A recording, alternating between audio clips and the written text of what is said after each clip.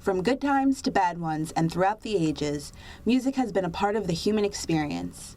Music has the power to emotionally assist people throughout rough times.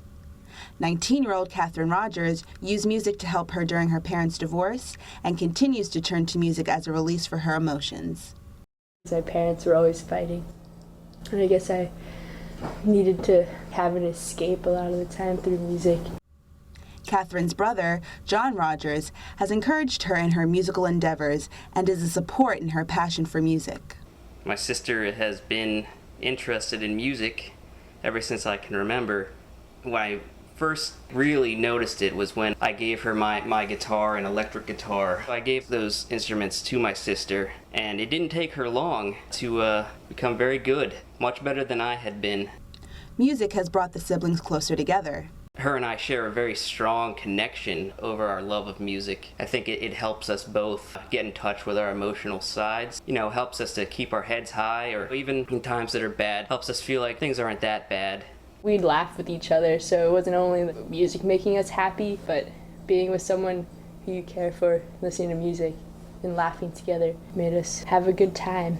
Jerry O'Leary is a music therapist based in Havertown, PA. Music therapy addresses cognitive and emotional problems using music rather than medication. Skies are blue and it started around between World War I and World War II. The soldiers were coming back from the wars, and unfortunately they weren't progressing very quickly. From their wounds and from their depression and different types of traumatic stress disorders they went through because of war. And he said, let's bring musicians in. So they brought musicians in, and they noticed that when the musicians were there, the patients generally required less medication for pain, and they started having a better attitude about themselves, and subsequently they started getting better quicker. So they said, there's something to this beyond just entertainment, so let's try to figure out what it is. And that was the formal launch of the field of music therapy. Music is an all-around full brain medicine because it doesn't just affect one side or the other of the brain. It permeates us through all of our senses. Roger's best friend, Lonnie Dayon, sees how different kinds of music can help Rogers deal with her feelings.